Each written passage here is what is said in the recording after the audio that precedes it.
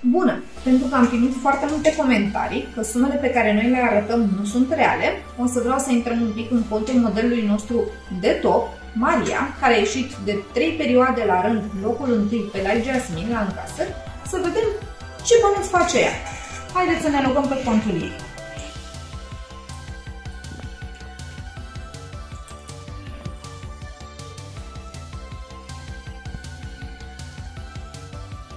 Intrăm la statistici.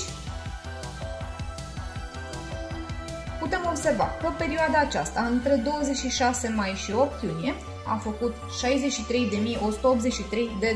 și perioada încă nu s-a încheiat. Perioada de dinainte, între 12 mai și 25 mai, a făcut $102.304. O perioadă înainte, când a ieșit tot locul întâi, între 28 aprilie și 11 mai, $97.078. Înainte de asta, când am mai prins încă un loc întâi, între 14 aprilie și 27 aprilie, $68.776.